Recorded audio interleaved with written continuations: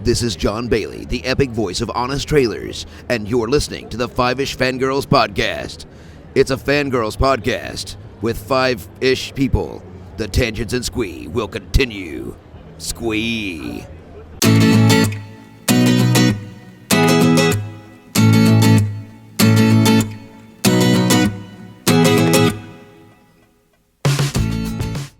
Episode 115 of the Fiveish Fangirls podcast. We're going to recapture my creatures before they get hurt. They're currently in alien terrain surrounded by millions of the most vicious creatures on the planet, humans. Welcome everyone to this week's episode of the Fiveish Fangirls podcast. So glad you could join us. Let's start off like we do every week. We're going to the virtual table and see who joined us this week. This is Brittany in Bovdale. This is Chrissy in Salt Lake City. This is Holly from Wisconsin. Yeah, this is Rachel in Indianapolis, Indiana. Hello, everyone. Hello. We've got gremlins. Speaking of magical creatures. Yeah, I think there's a niffler in the sky. There might now, be. I don't know. Causing all sorts of havoc. I don't know what shiny things there would be inside a Skype for the niffler to grab. Yeah, I don't know. I don't know either, but we're going to go with that because Yeah, I thought really. it was a thing. Something. Oh, Mitch was here, and she was talking, and then she disappeared, and we have no idea where she went. So, with any luck, Mitch will reappear. Mm-hmm. Well, she took a port key to the wrong place or something. I have no idea. But yeah, we're going to soldier on, as we always do.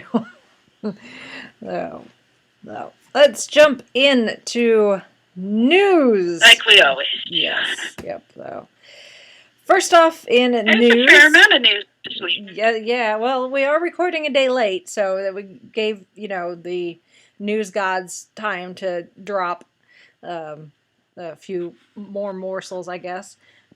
There's even one that I went to go. I was trying to find the link for it, and then everybody was like, "We're ready," so I'll have to find the link for it later. But I'll make sure to mention it. But anyway, a couple of trailers dropped from the wonderful people at Disney, including the first full trailer for the live-action Beauty and the Beast. And oh my god, it looks so good! It sure does. Oh. Yes, it does. Like I know people. Can I voice an unpopular opinion though? Sure, that's what we're here for. That's why there's 5 of us. I'm having a really hard time seeing Emma Watson as Belle and not as Emma Watson in Belle cosplay. Yeah. I know. I'm having a really hard time seeing Emma Watson as Belle and not Emma Watson in a Belle cosplay. Yeah. Like, the movie looks beautiful. I will not deny that. The music that we've had, it looks great. But I'm just like, that's Hermione in a yellow dress.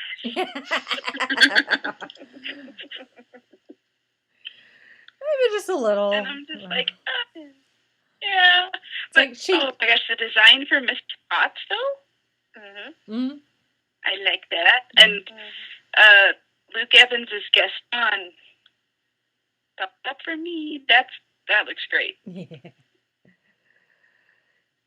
Yeah. So- It's weird. It's weird because it's like, Beauty and the Beast is one of those Disney movies, and it's one of my favorites. And you see all the familiar stuff. There's Mrs. Potts, there's Chip, there's the Beast, there's Lumiere and Cogsworth, but the voices aren't the same. But they're voices So it's a bit just, it's like, you see Lumiere and I expect to hear Jerry Orbach, but no, it's Ewan McGregor instead. So Ewan McGregor with a French accent. I know. It's like Mrs. Potts. It's like, yay! It's like, no, that's not the voice. It's not Angela Lansbury. Yeah, it's not. It's not Angela Lansbury, but, But it's all good. It looks beautiful. The music is there. They're going to use a lot of the songs from the animated movie, including some songs that didn't make the cut for the animated movie. So, yeah, it's essentially we're getting the animated movie on steroids, which is not necessarily a bad thing. Pretty much, yeah. Yep. Yeah. Like, look what we can do with a it's weird budget. calling it a live action. It's weird calling it a live action movie because a lot of the characters are, like a candelabra or a teapot or a clock. And Yeah. so, those are technically animated. Yeah. But then, you have the human characters. Yep. So it's a different kind of animation. Let's say it that way. Yeah. Yep. But yeah, it does look good. It looks very pretty. The other trailer, I say trailer, this is more of a teaser, and this actually dropped earlier today while I was at work. I totally was not expecting it, which, according to my Facebook feed, nobody was expecting this. But Pixar has dropped their first teaser for Cars 3, and oh my goodness, the feels. If you've got small children that are really big fans of Lightning McQueen, you may not want them to watch because they may get upset. So I'll leave it at that. For anyone that's not seen it, parental guidance you may want to screen it first. Yeah. Before your little it's cars, it's racing. If you've ever watched a NASCAR race, you know the types of things that can happen during a race. And yeah. Mm-hmm. So it's it's Pixar doing what they do best. This is the Cars equivalent of the toys, like holding hands while going towards the incinerator in Toy Story 3. Mm-hmm. So it's that kind of feel. It's almost. I kind of wonder if this is going to be, McQueen's Doc Hudson moment, where he, he's been doing so well for so long, and then he has this big career-ending injury, and he's afraid he's going to get forgotten, sort of a thing. So I wonder if, yeah. Yeah, it's Pixar doing what Pixar does best, making us sad about inanimate objects.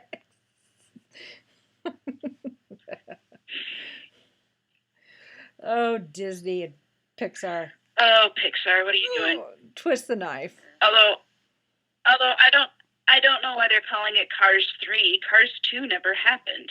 Hey, I liked Cars 2. I may be in the minority, but I liked Cars 2. I still haven't seen Cars 2, actually. Oh, there's Mitch. Yeah. Wait, Hi. There you are. I was just in the middle of supper. Oh, okay. You disappeared and we're like, where did she go? We're so upset. And we're like, well, we'll just go home without her. So. But you're here now. Yeah. And we just started the news pretty much. So we're on the third. Okay. Well, we just talked about the second point. Yep. So We're lamenting. anyway, over Cars. Pixar feels. Yeah. So. Pixar just. Every time I think, the shtick is gonna get old and no one's gonna want to see it anymore. Nah, they find ways to make it interesting. Yeah, a little bit, a lot of bit actually. I say a little A lot of bit. A lot of bit. Oh, anyway, moving on to some casting news, also from Disney, but in this case, Star Wars.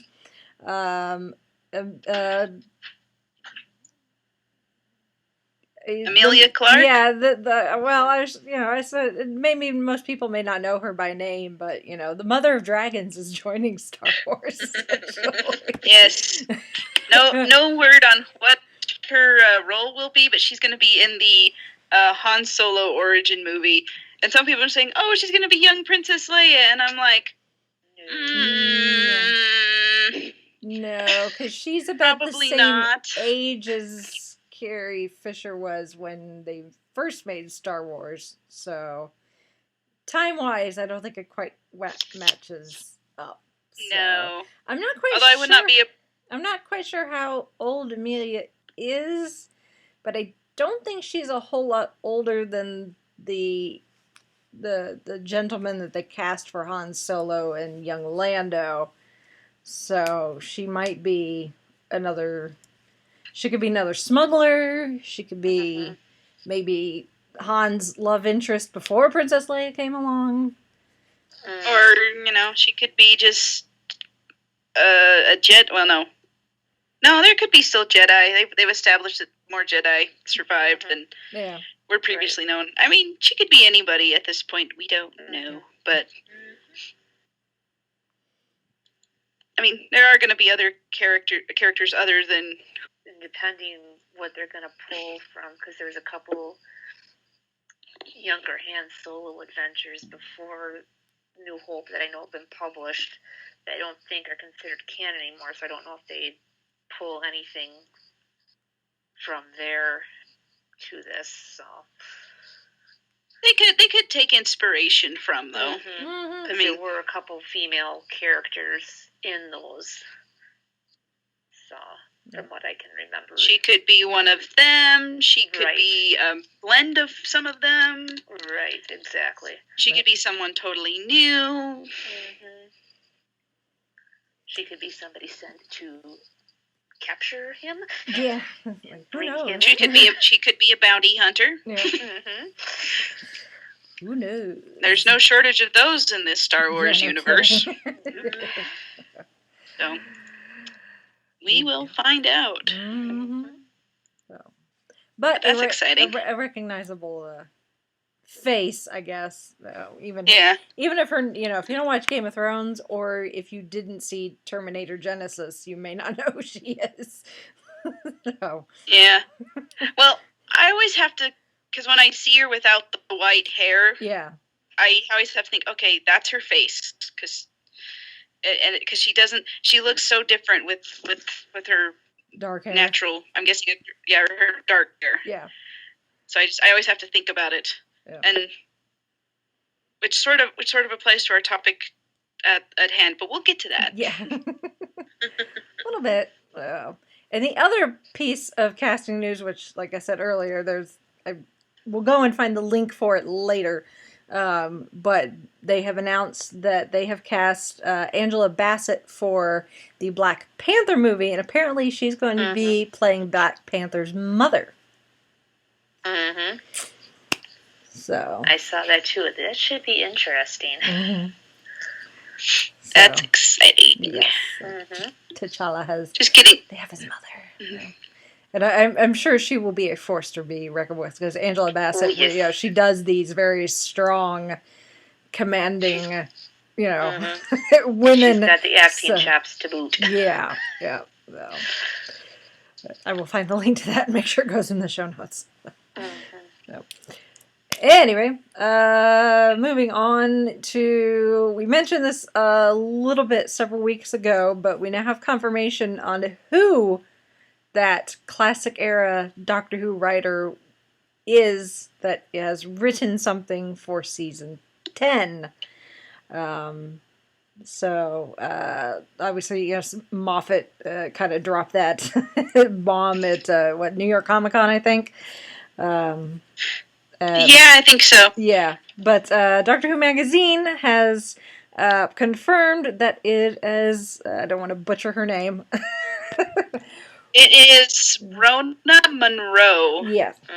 I believe it's how you say it. Yes, which she has the distinction of writing the very last classic era episode to air.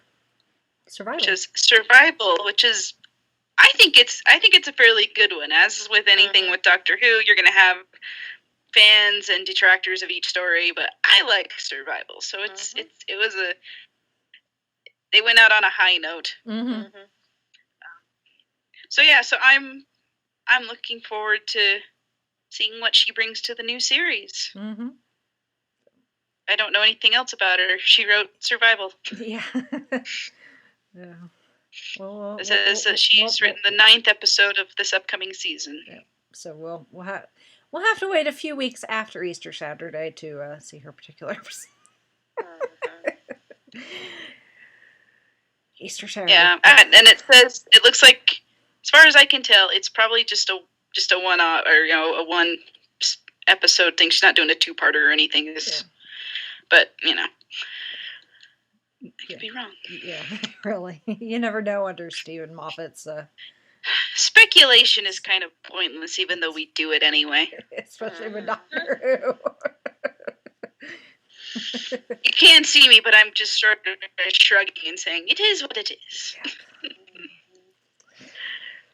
Anyway. Yeah. And the last bit of news, and I'm a bit confused on this, so people may... Yeah. Marvel's Inhumans are coming to TV. And if you remember, once upon a time, there was an Inhumans movie in the works. It was slated for, I want to say, 2019 to come out. Something like that. Or 2018? I don't know. Something like that. And then it was pulled from the lineup, and they redid a few things. And then we hear this news of the Inhumans TV series. So I'm like, okay, is this in place of the movie? Is this in addition to the movie? How is this gonna work? But it's let's see, it will premiere in IMAX commercial theaters, marking the first time a live-action television series has debuted in this manner. But it is a TV series, so the premiere will be in IMAX. It's been made with IMAX digital cameras, and the first 2 episodes will run for the first 2 weeks, beginning of September 2017, and then they'll premiere weekly series in the fall, with additional content, exclusive content that can only be seen on the network. So, okay, yeah, this is a different sort of thing. Yeah. So those of us who don't have an IMAX theater near us, we're still getting the better end of the deal with extra content. Yeah.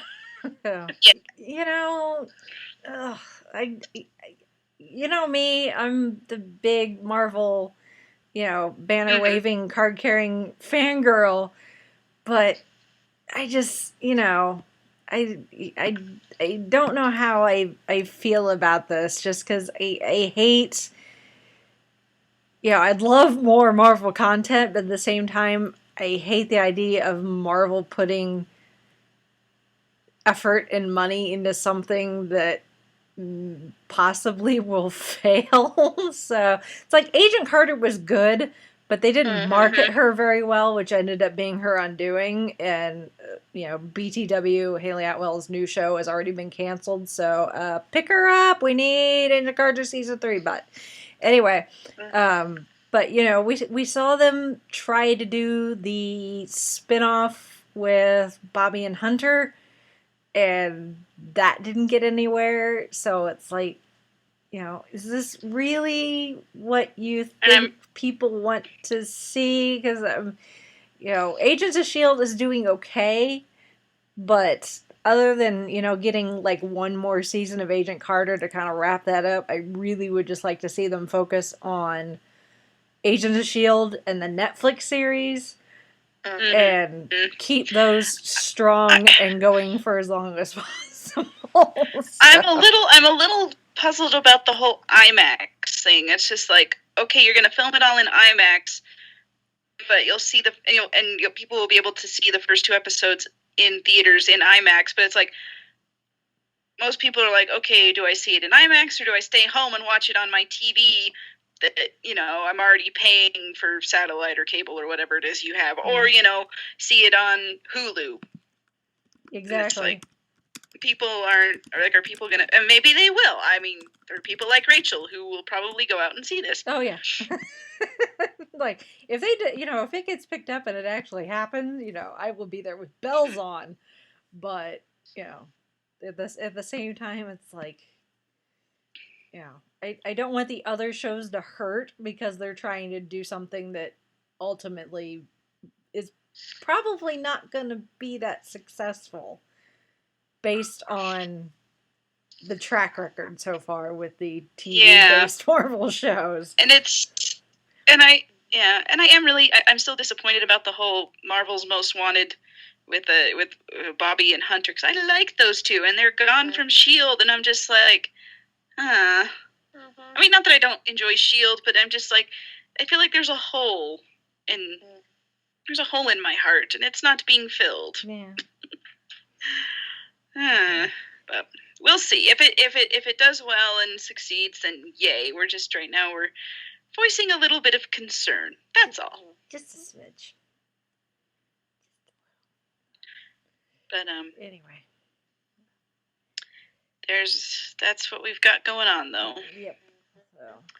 And there is one little bit of housekeeping. The poll for the December Doctor Who book club for Traveling the Vortex up on Goodreads, the poll is up. And the current Lethbridge Stewart book, Times Square, is leading the polls 5 votes to 3. The book in second place right now is the 12 Doctors of Christmas, and then the 2 other books, the Legends of River Song and the Plague of the Cybermen, do not have any votes. So if you have any particular leanings towards any of these, please go on vote. Yep. You have till the end of the month. Mm-hmm. Yes, sir, Bob. So. Alrighty then. Well, let's move on. So, unfortunately, we didn't get a chance to talk about this. So, potential spoiler alert. I don't know how spoiler we're going to get, because, Mitch, I don't know if you've actually seen this yet. Or were you going to? Not yet. Okay, so we're going to have to stay somewhat spoiler free. Okay. You hadn't said anything one way or the other, so I was erring on the side of caution. So, but yeah, no, I didn't get a chance to see it. It's all right. People get busy. So, dear listener, if you haven't gathered by now, we are going to be talking a bit about Fantastic Beasts and Where to Find Them, the latest film offering from the Harry Potter Wizarding World universe, which actually this takes place years and years before Harry Potter. Yes. And it's you may know it's Newt Scamander, the famed author of Fantastic Beasts and Where to Find Them. It's a textbook that was published in 2001. I say textbook in air quotes because it's a Hogwarts school book, and I have my copy sitting here that I bought when I was in high school, and this thing looks pretty tatty. But yeah, it's when they first announced that this movie was going to be a thing, it's kind of like, how in the world are you going to do a movie about the textbook? And it's yeah. But they did it, and we went on Saturday to go see it, and it was just, we saw it in IMAX in 2D. So I think if you're going to go see it, 2D is perfectly fine unless you're a real 3D junkie, which more power to you. Yeah. We really enjoyed it. It was just sort of like back in the day, I used to get way, way hyped up about Harry Potter and so excited about the movies and the books and things. And I kind of felt like that. This was sort of a nostalgia thing, if that, if we can have nostalgia about something like Harry Potter. But it's like, wow, we're really coming back to the Wizarding World. And yeah, these are different characters and a different story, but it's still like there's so much that's there that's familiar. It didn't feel out of place. It was just right back in. Yeah, right back into this whole thing that's going on. And I'm trying to think how much to say without spoiling. Yeah, I mean, I'll say this. There are a lot of surprises. Yes. And a lot of things that happen that you don't expect. Yeah, there's some bait and switch. There's, you know, felt that you didn't. I mean, all you have to do is look at the technically 8 Harry Potter films already in existence and know, especially with the later, well, even with the first movie, you know, where you think it's going one way and then boom, it goes a different, you know, it goes a different direction. And that's something that J.K. Rowling does really well in her writing. I mean, you know, obviously she is the creator of this universe. She's like George Lucas' Star Wars. She knows everything and anything that you need to know, whether you whether you need to know it or not. There's a quote from her that says that she knows she said, "I know more about Newt than I needed to know." Well, it was funny because we went. Because we went Saturday night. Jared had to work that day, and he got off around 6:00. And I went to go pick him up from work, and they were closing up, and I was just kind of standing around, and I was talking to a lady that works at the library, and she was like, "Oh, you know, what are you guys gonna go do?" And like, "Oh, we're gonna go see Fantastic Beasts," and she was all like, "Oh wow, that's the one that there's not actually a book out about it, so it's like Harry Potter, but you don't know what's gonna happen." And I'm just like, yeah, you know, you're right. Yeah. It's like because all the other Harry Potter books, I was like, oh yeah, I know what this part's gonna be, and I, you know, get mad if something wasn't like in the book or whatever. But this one, I'm like, I have no expectations, none of that. It's just gonna be a fun little romp, and it's like, and it was, and then it wasn't. Yeah. Well, it was still fun. It was still fun. It's just, it's not just a romp. Yeah. Running around 1920s New York, it is. There's stuff going on. Yeah. Right. There's highs and lows, just like in the other books. Yeah. Yes. Very much. And the feels. Yeah. Yeah. Be prepared for feels, friends. Oh, yes. Yeah. We were going into it, and Chauncey was like, it was asking questions. I'm like, I don't know. I know nothing going into this. I know the name of the guy. Of the lead character, and that's about it. Yeah, and I'm like, I know who Eddie Redmayne is, but I don't know any of these other people who are playing the main characters. I'm like, because I was like, okay, I gotta wait for the credits and see who all these people are. And then I read them. I'm like, I still don't know who some of these people are, but I liked them. Yeah, exactly. Oh. I mean, it's visually what you'd expect from the Harry Potter universe. You know, the magic looks the same. You know, there's a lot of spells that we see that we're used to seeing, with with the summoning charms and the lighting of the wand tip, and there's apparition and, Aloha Mora. And, unlocking of doors and attempting of unlocking doors. And so, it looks what you'd expect, but because it's set in the United States, it has a slightly different look to it, also because of the time frame too. Although really with the Wizarding World, it doesn't necessarily fit into a particular time frame, because the Wizarding World is kind of like, they're so advanced in some ways, and in other ways they're not. They don't use electricity. There's still nods to there's still nods to prohibition at that time period in the United States. And the clothing is the biggest thing. Yeah, is what really makes it. With Newt's outfit, probably would fit almost in any time period. He's a bit doctorish in that sort. Yeah, the way he walks reminded me of the 11th Doctor. Yeah. Oh yes, and then some of the arm movements, hand gestures, and a little bit of the speech pattern, Yeah. Like, Matt Smith probably could have played this role. Oh yes. I was thinking that numerous times. Yeah. Just like, Eddie, I love you, but I can also see Matt Smith. And vice versa. Like Eddie could play the Doctor. That too. Yeah. That too.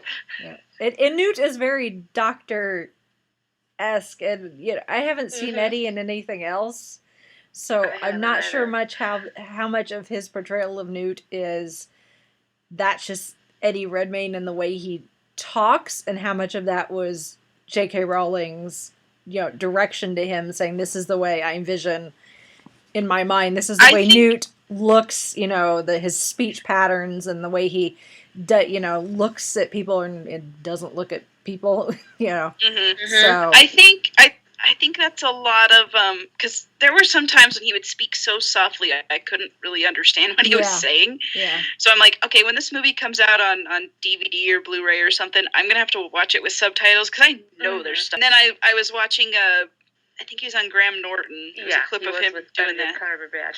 Yeah. And he was talking, I'm like, hey, you can actually speak loudly. Okay, so now I know that was just you doing the character. Yeah. With all that. But yeah, he's very shy, very reserved, and he's, he only really gets worked up when one of his creatures is in trouble.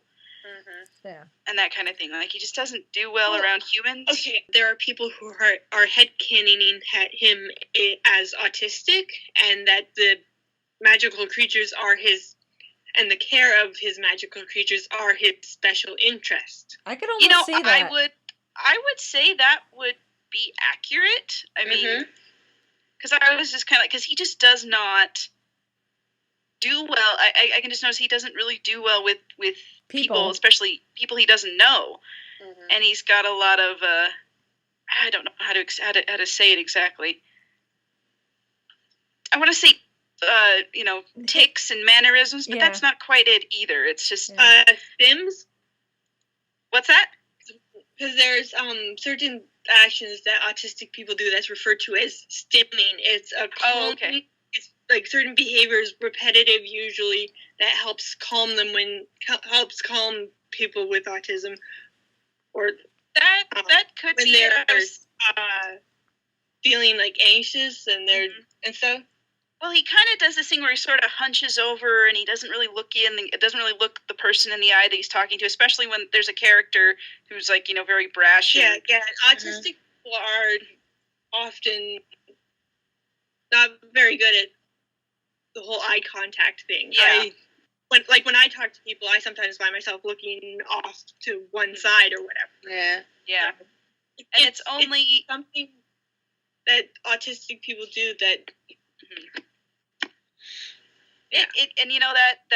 That could very well be. And I don't know if J.K. Rowling said exactly how that is, but that does sound like, because I noticed when he would work with it was just him and the creatures, like he just kind of brightens up, whereas when he's around the people that too is something. If you don't have to interact with other people and you're engaging in your special interest, you feel so much better. Oh yeah, and he looks like he's at Disneyland practically, and just he is totally in his element when he's with the creatures, and he's it's got this was in the trailer. It was the Nomad. I call him Muggle because Nomad kind of sounds funny to me. Yeah, but the Muggle guy, he's kind of helping him do his thing, and he's just like, and it's so cute and it's so endearing, and I'm just like, I could just watch the whole movie like this. I mean, if it was just Newt running around saying, this is what this creature is, and this is what this creature is, and this is what they do, and blah, blah, blah, and it's all these little things, I'm like, oh, I love this. It's like, if we could not go back out and see what all the problems are and not deal with that, I'd be happy. Like, I need happy endings from my Harry Potter. Actually, I got that line from Jared, because he said the same thing on the way home when we were done with the movie. But it was in reference to something else, which is quite spoilery, so I won't. Yeah. I won't say. I think I know what you're talking about. So. Me too. Yeah, but no, it was a fun movie. I kind of, with J.K. Rowling's involvement in this, where she wrote the screenplay, and then she's also done the Cursed Child musical. Is it a musical? I don't know, the play. I'm kind of like, okay, so when are we going to get the Wizarding World TV series? Like, going into all these other... published the the screenplay for Fantastic Beasts as a book. Yep, mine's coming tomorrow. I put that on my Christmas wish list. But yeah, one more thing I need to read. Exciting. Thanks a lot, JK. Yep. But no, I just, the entire, I told Chauncey, it's it's coincidentally, or maybe not so coincidentally, that this came out like a couple days after the 15th anniversary of the very first Harry Potter movie being released. Oh, and yeah. And it's been however many years since, Deathly Hallows Part 2 was released. So we've been without, other than what J.K. puts out on Pottermore and like getting the Cursed Child, script book adaptation, we haven't really gotten anything new from this universe. But knowing that it's part of this universe, I told Chauncey I probably need to go see it again. That way I can watch it more for the movie itself, because you get into something like this or like the Marvel movies and you're all excited. You're like, yay, new content, new story and all sorts of new stuff. And you're like, I'm so excited. And you want to watch and pay attention to, what's happening on the screen and the plot and all that. But I find myself sometimes like straying from what's actually happening in the plot because I'm too busy looking for like references and Easter eggs, because I know it's part of an expanded universe, and like I know there's references. Where are the references? So, and at one point, I picked up on a very direct reference before it actually appeared fully on screen. I saw it, and I was like, "Ooh, I bet that's the thing." And I said to Chauncey, and he's like, "Okay, whatever," because he's not into it as much as I am. So he's like, "Okay, yeah, you're probably right." And then it gets referenced later. Yes. And it's like, oh, I was right, is the thing. Yep. But at the same time, it's like, ooh, I bet that's the thing, and I'm ignoring, what characters on the screen are saying. Because I'm too busy looking at, props and stuff. Oh, yes. It's a blessing and a curse, these expanded universes. I know. It's like, what are we going to do? But other than enjoy it, I guess. Yeah. So it's totally like reawakened my like love for this universe. And even before we went and saw the movie, Chauncey and I were talking about, going like our vacations for next year. He's like, yeah, I think we should go back to Disney World in Florida next year. I'm like, oh yeah, we can go to Universal, and because we haven't been since they added Diagon Alley and all that. So we haven't got to see that bit. And then we go and see this. I'm like, I'm so excited. We're going to go to Universal next year. And I've got Harry Potter. I've got Harry Potter stuff on my Christmas list now. I'm like, I need all the Harry Potter things. Which is funny because you're such so big into Disney, and you're like, you hear Orlando, I'm like, we're gonna go to Universal and go to Harry Potter. Well, yeah, I'll cheat on Disney for Harry Potter. I know, it's just it's amusing to me. I remember there was a podcast, an episode of with Lou, with his podcast, and someone was on there talking about Universal Studios. He's like, oh, I know, you don't. Universal's like a dirty word to Disney Files or something, and that. So that made me chuckle. Unless you're a Harry Potter fan, in that case, you're like, sign yes, me up. I'm ready to take the train to Hogwarts. Going back to Hogwarts. Yeah, I'm going back to school. Except this really wasn't going back to Hogwarts. No, there's mentions of Hogwarts though, and mentions of the American school. Are. And mentions the American Wizarding School. Yeah, and mentions of people. I like the. Oh yeah. I did like the little bit of a competition. It seems when they were trying to decide which school is better. Which school was the best.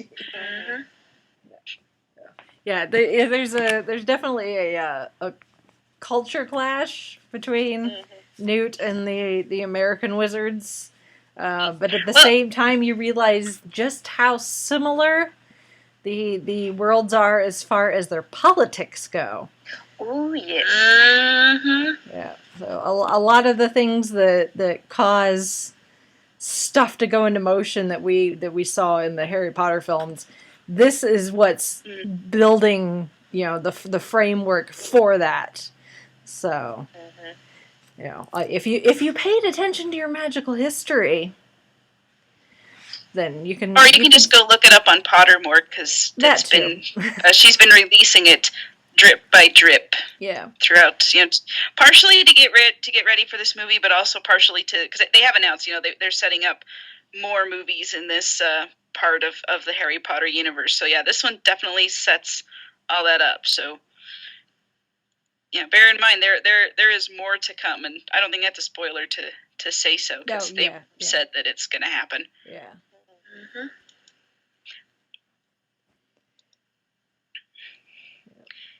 And just we see a lot of magical creatures along the way. Yeah, and some are recognizable. I recognize what several of them were even before the species name was mentioned. There's several new ones where I'm like, I don't know what that is, but it's very cool. So I think they're all mentioned in the book, but the book's more of a it's kind of a little encyclopedia type of a thing. Mm-hmm. Yeah, it has entries for all the different magical creatures.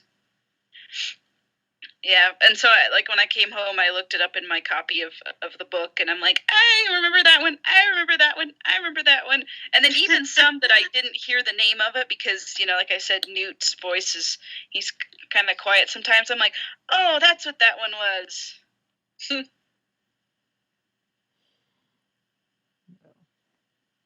So. Yep. It's just, I mean, it's a good like, hey, there's more to this universe, welcome back type thing. If you were a Potter fan, back when the movies and the books were still being released and all that, it's like I said, it's reawakened my love for this universe, and makes me realize I missed it more than I thought I did. Oh. But it's not a perfect movie. As much as we're like, it's so awesome, because it is. I mean, it's very awesome.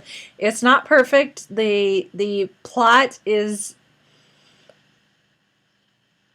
I don't know if it's just the way that the movie was edited, but there are bits where it's like something will be happening, it'll cut to a different scene, and you're like, okay, and how is this related to everything else?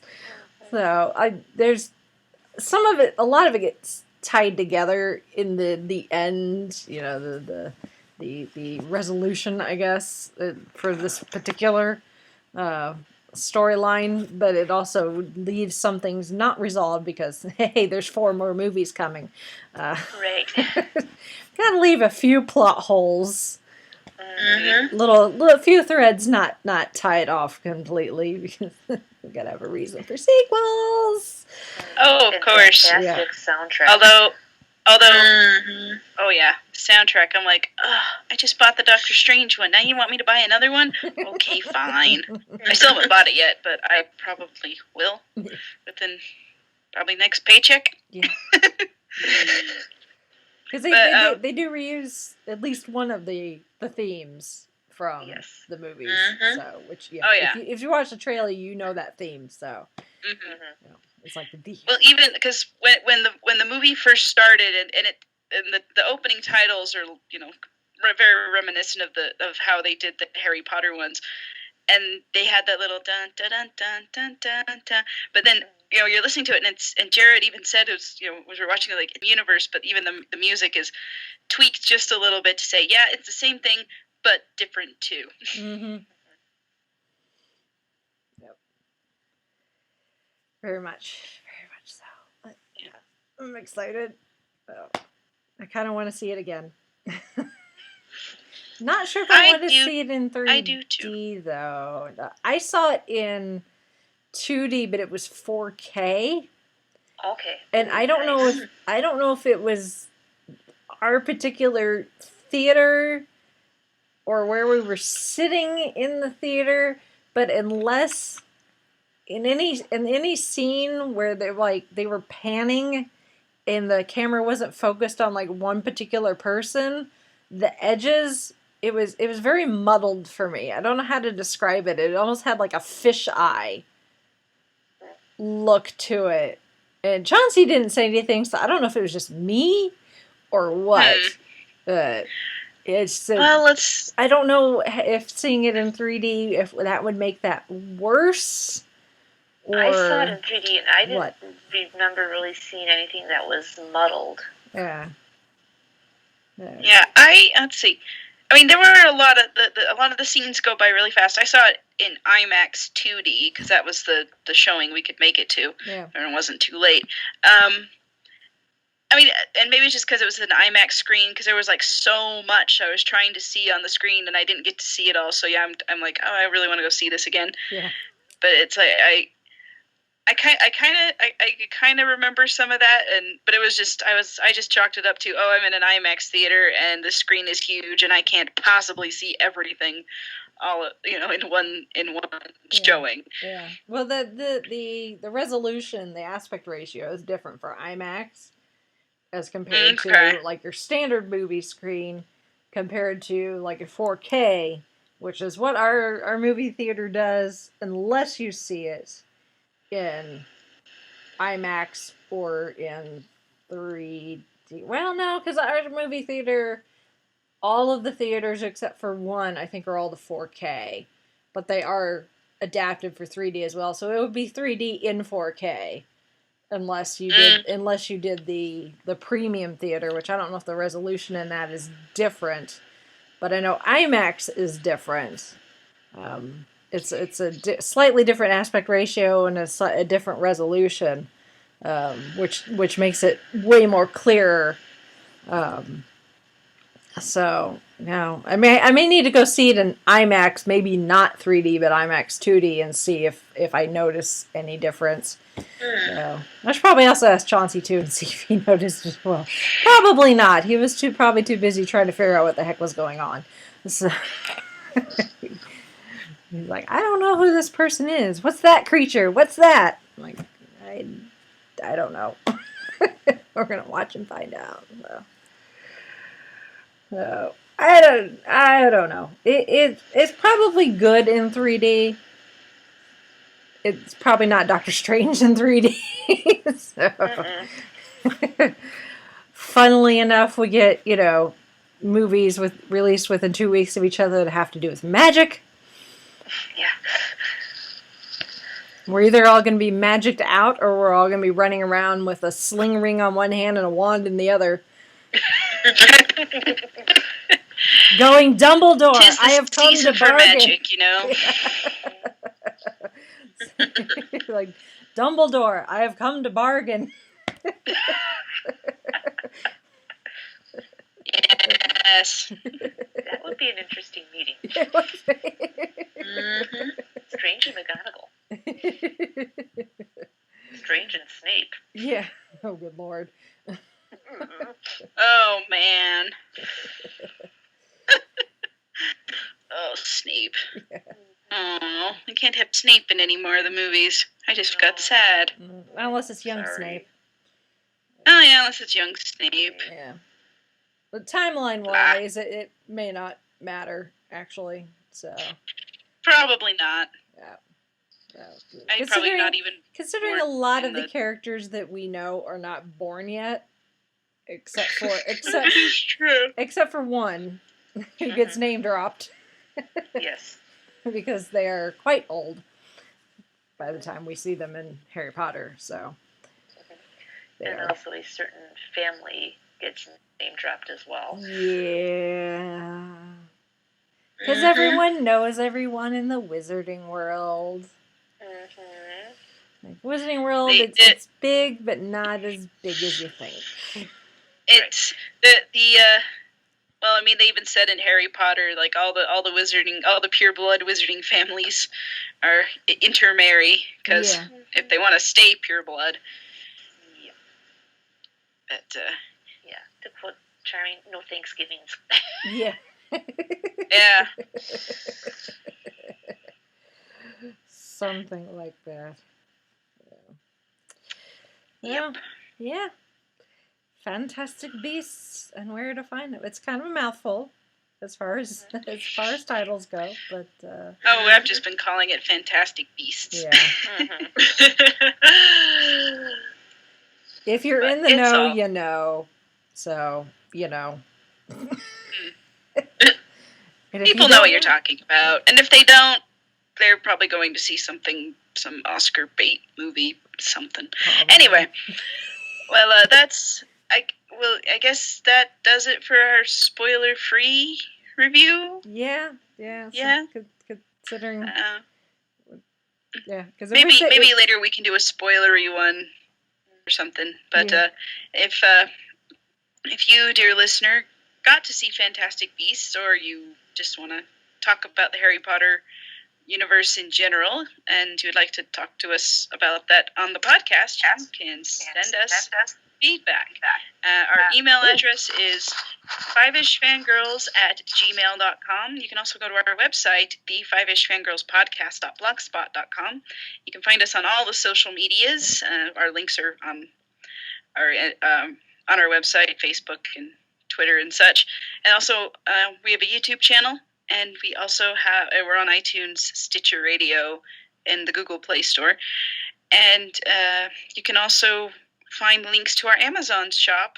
If there's anything that you're needing from Amazon, if you visit our website first and then go to Amazon from there, that will help support the show. And speaking of supporting the show, you can also donate to us through Patreon. And as always, we are very appreciative of our Patreon supporters. You guys rock, and you deserve all the good things in the world. I hope Santa brings you something awesome for Christmas. But if you are not yet a Patreon subscriber for us there, you may do so. And if you want to, under no obligation, but if you so choose, you can do that as well. And that helps support us. Mm-hmm. And you might get something nice from Santa for Christmas. Just from Santa, though. Yeah.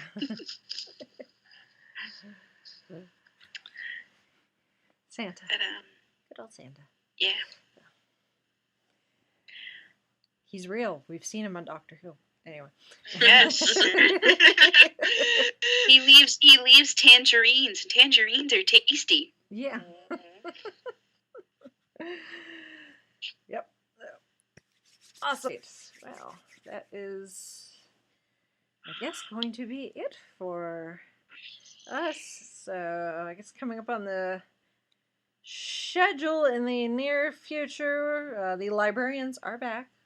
No, I've not watched the episode yet. Yep. But so next week we will be talking the librarians. Yep. Closest thing we have to Doctor Who right now. Yep. Oh, and if you were like me and searching, before it premieres, searching for it on iTunes to pre-buy the season pass, it's there now. I have been informed. Holly told me, because I was like, well, I can't find this. I'm not going to get to watch it because I don't have regular TV.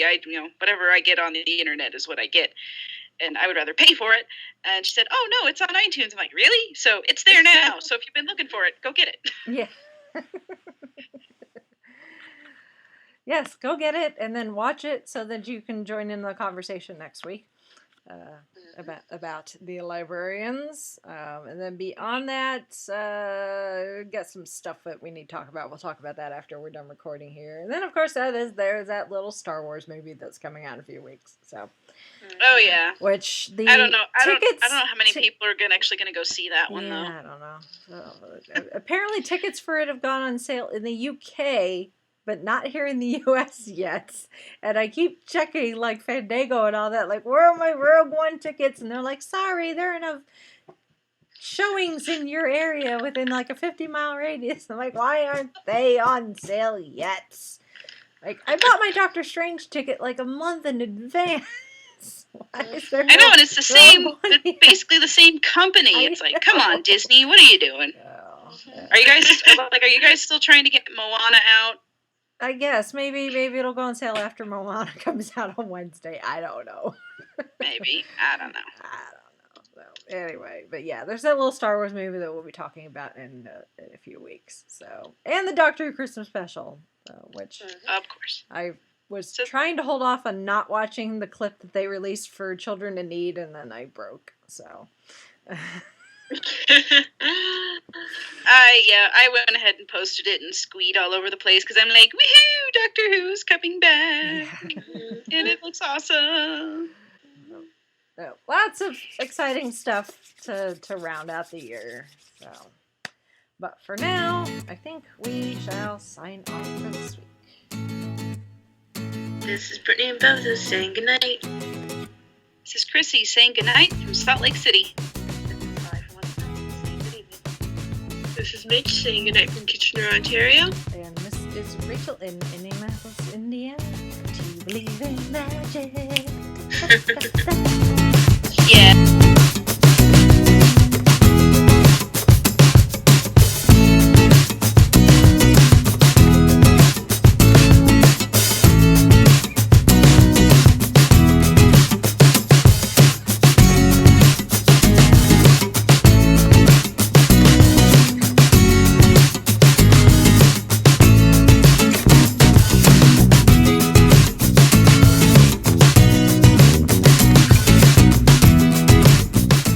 You have been listening to the Fiveish Fangirls podcast. Any and all movies, books, games, and other forms of media mentioned are owned and operated by the respective copyright holders. No copyright infringement is intended or implied.